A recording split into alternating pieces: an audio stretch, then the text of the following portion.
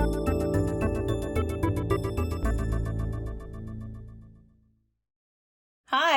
I am so excited to welcome Margaret Zuhlke, and she works at the Halıcıoğlu Data Science Institute. Not entirely sure if I said that right. Margaret, can you help me out here? Yes, we've actually made a video on the website all about how to pronounce it. So you're not alone. The C is a G and the G is silent. So Halıcıoğlu. Halıcıoğlu. Did I get closer? That's my understanding. I hope I'm saying it right. So we're going to call it HDSI for short. It's the Data Science Institute. And you work in, what is your job role? I am the Career Advisor and Alumni Relations Specialist. So what does that mean? That's a mouthful. It is. It's essentially, it's a long title because there's two things about it. I'm the Career Advisor, so I advise current students as well as alumni on career paths and options and professional development at UCSD through HDSI and focused on data science. And then as the alumni relations specialist, I still support alumni with career advising and professional development, but I also get to really focus on building our new emerging alumni community with our first cohort graduating in spring 2020. I've been able to maintain relationships with those students that I was advising and now focus on events, support opportunities specifically for our alumni. Nice. So let me try to understand that. You help undergraduates while they're going to college, so they're the most best prepared to go out to the working field, career field, or research field. Mm-hmm. But you also help them when they graduate. So you're with them like from when they start to whenever. Correct. Yes. Wow, that's quite a support system. Yeah, my goal is for, our students to, when they're graduating, to be excited and confident about that next step and to feel that they've really, utilized the support and resources available, during their time at UCSD. But, it's a very rigorous university. It's a rigorous program. And life happens and not, everyone's not able to take advantage of all of those things during their time. And our goal, in terms of alumni is to make sure that when they graduate, that they're not suddenly all alone, that they still have that support. And, some people have a job lined up when they graduate, but not everybody does. And so it's really about making sure that that support is still available to ensure the success of all of our students and alumni and community.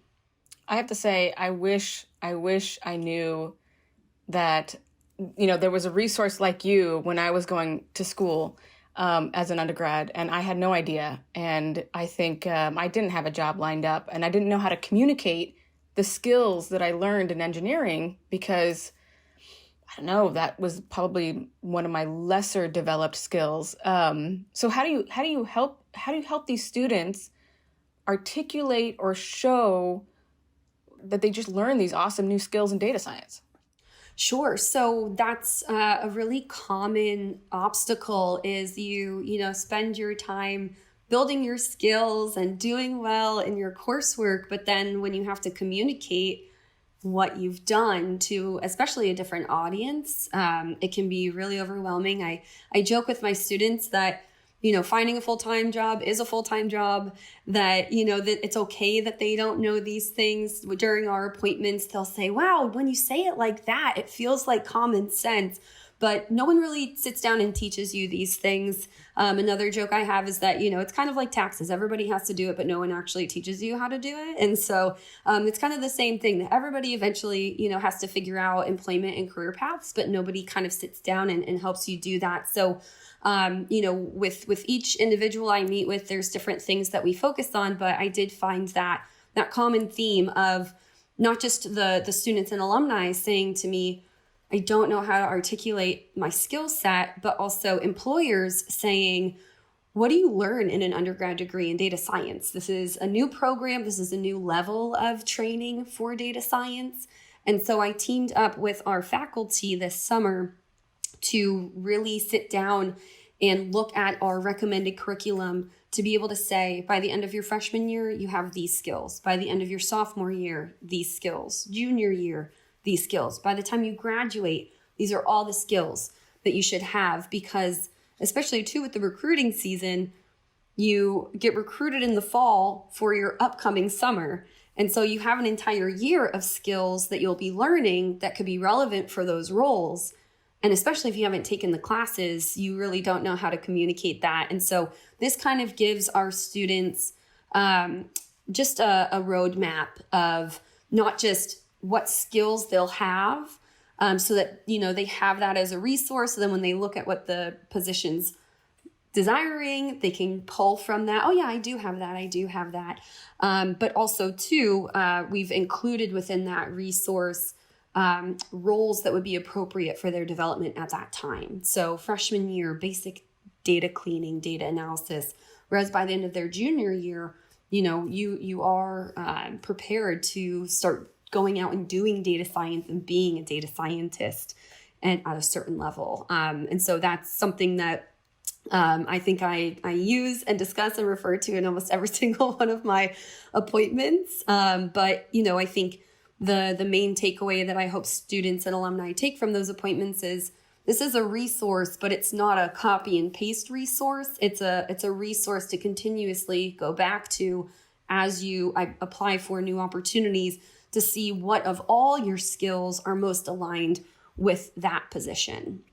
I think that's really important, especially now with jobs changing what they look like, what they do so much quicker than it used to be. These students really need to learn how to be agile. And I love that you said that it's like a continuing process. It's not like you learn the skill, you're done, go. There's other things that I'm still learning. As I'm hearing you talk, I'm like, can we have a session? I know it's not data science specific, but it would be really cool if you could help me articulate what skills I have, because I don't know if I have any. Just kidding. And with our program too, what I found is, when I would look at a student's resume, I'm like, where's all this other stuff that I know you've learned? And they're like, oh, well, I learned that my sophomore year.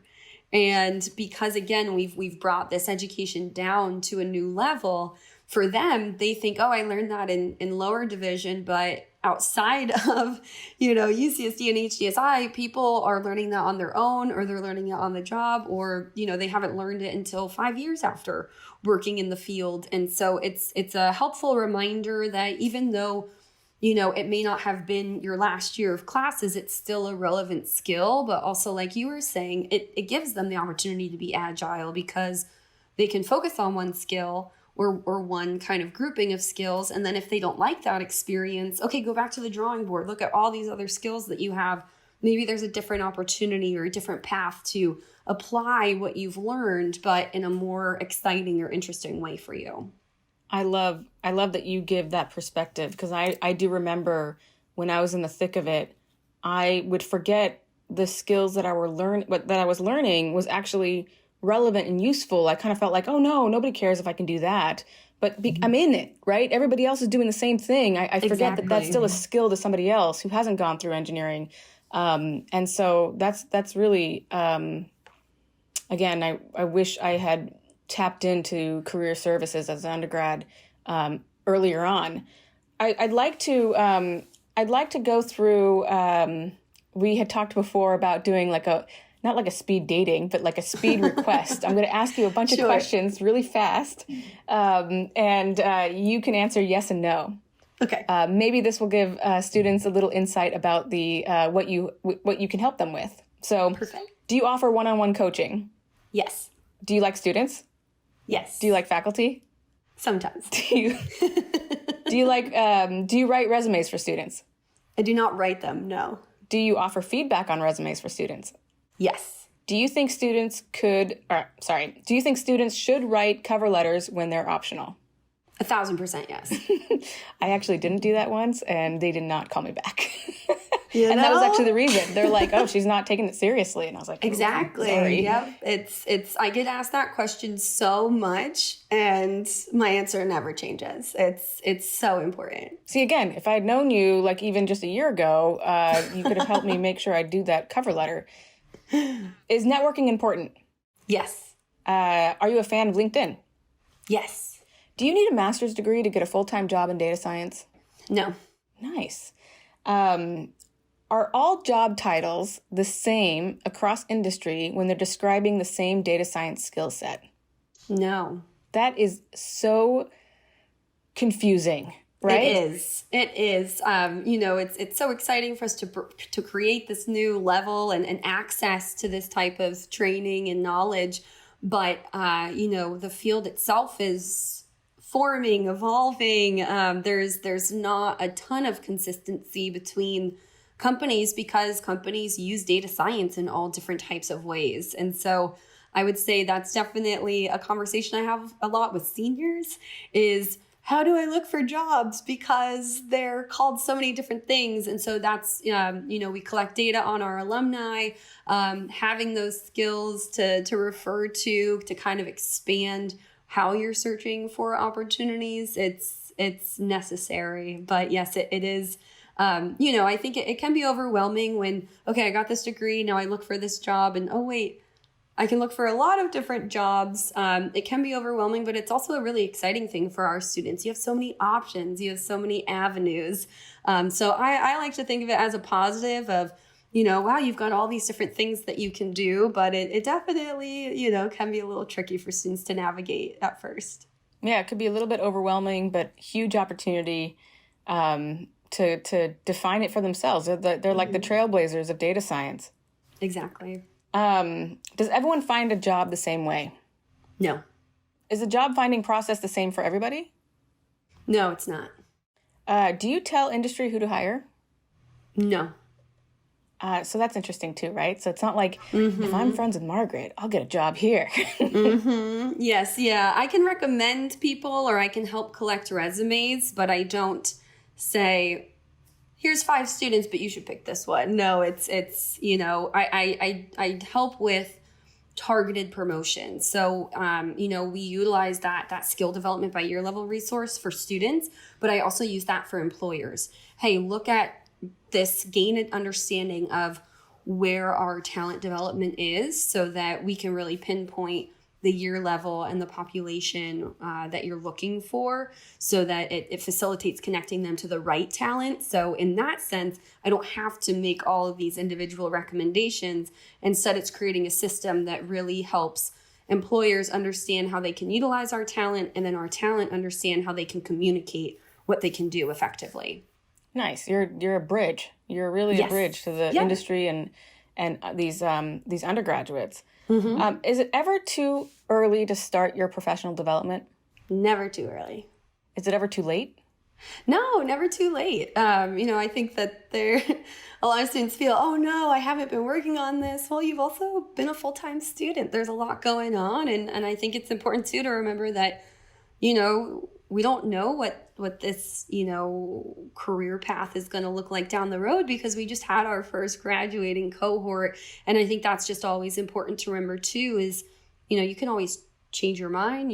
You can focus on different areas of development. I'm a career advisor and I still do my own professional development as well. So there's never too much. There's it's never too early, never too late, and no such thing in my opinion as too much. I love it. All right. So I want to move on to favorites. Ooh. So I don't know which we're going to include, but we'll just bring it up. Sure. So what's your favorite resource on your Career Center site? You know what? I'd say the one I use the most is the skill development by year level one that I've been talking about. But I think my favorite would actually be, I put together something called The Importance of Personal Projects. And I think that's my favorite because I think that, it's not like a fill this in. It's not, use this template. It's really sharing advice. This is the feedback we've gotten. If you, haven't had a lot of internships, a personal project is the best way to demonstrate what you're capable of doing. And also too, like we've said, it really is hard understanding this is what I've learned and this is how it applies. In the classroom, you're given a problem with an expected answer. that's how they figure out whether or not you're learning. But when you're in the real world, they may not know the answer. And so that's really tricky for our students of, well, is it right? Or why is this not working? And that's really the beauty of the complexity of problem solving, is that it may not work. That's what you have to figure out, or you may not be sure if it's the right answer. So how do you kind of test for that? So I think that, that one has the ability to kind of share some really useful advice and challenge perspective on, oh, well, I did well in my class, so that means I'm going to do well outside of the classroom. Just the same as I didn't do well in class, that means I won't do well outside of the classroom. It's really just the more opportunity you give yourself to apply what you're learning, the more you'll really build and develop that knowledge and skill that you've gained from the class. Yeah, I definitely agree. I think I've learned more from actually doing projects hands-on, and applying what I'm learning in these classrooms in some sort of tangible way. And fortunately, there's lots of classes that do offer opportunities for students to do kind of hands-on, but having a personal project on top of that would be like ideal case scenario. Definitely. Well, and sometimes too, those classroom projects, you can't always put that on an online portfolio or GitHub or something like that, because they may make a slight adjustment the following year, and they're trying to keep that information within the academia walls. And so you do all of that work on the project, but then you can't really add it to your resume or your online portfolio to show what you're capable of doing. And so rather than kind of dealing with those barriers, instead it's, okay, great, I'm just going to do my own thing because I have full ownership over that, and I know that I can share it and use it as a demonstration. What's your favorite resource for finding a job and internship opportunities? I'm a huge fan of LinkedIn. They made a ton of updates when we went remote, and people started really leaning into it. I love LinkedIn, not just for finding and identifying opportunities, but also too, if you can utilize LinkedIn, you can actually make your feed a resource for you, articles and conversations and people. I have a newsletter that I share, and every article that I include in it comes from LinkedIn for the most part.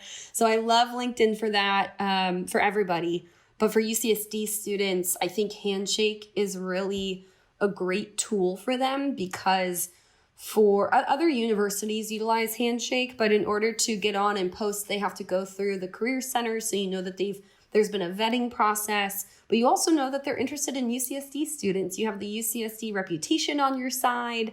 You can apply right within Handshake. There's events. You could even see a virtual info session for an opportunity that you're interested in applying to. So I think, in summary, I'd say for opportunities, my favorite types of platforms are ones that aren't just, okay, here's a job to apply to. It's, here's a job, but here's also a resource, and here's an event, and here's this information, and here's this person you can get connected to. So I like the holistic kind of wraparound approach to it, because, like we mentioned earlier, not everybody finds a job the same way. So the more options and opportunities and support that's offered within the same platform, the better.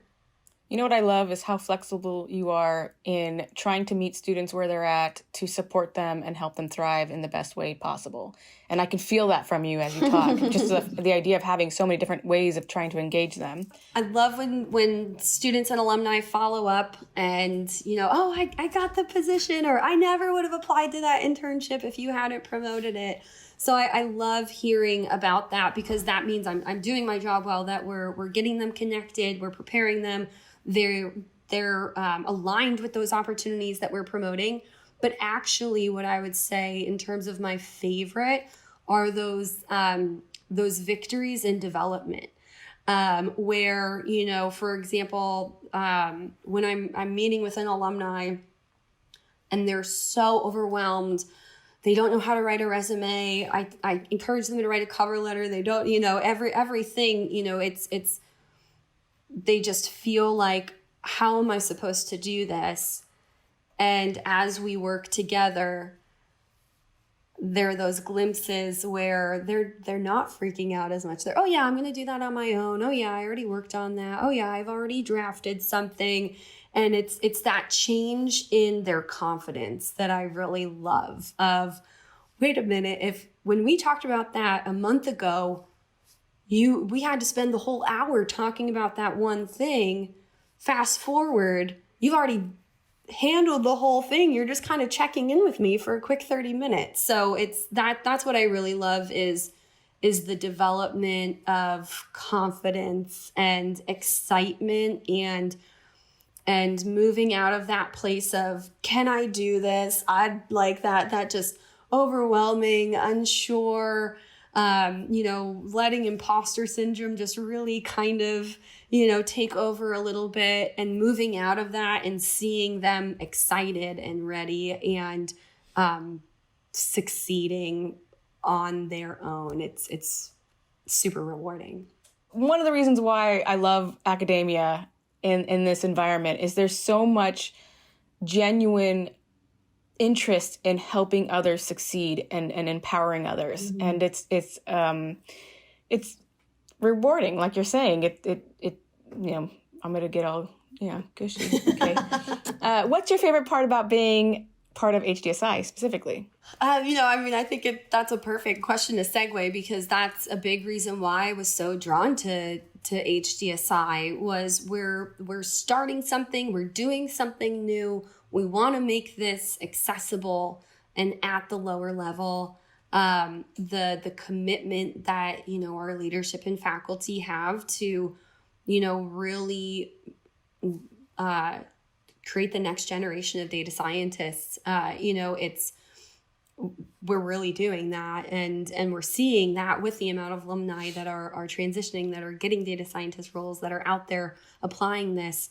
It's just so exciting to, number one, see that desire and that mission really, happening. But I think it's also the empowerment part of, with data science especially, it's in everything. People don't even realize some things are data science. And so talking to those students and those alumni, rather than saying, oh, you've got this degree, this is what you can now do. Whereas instead it's, so you've got this degree, what do you want to do? And how do we figure that out together?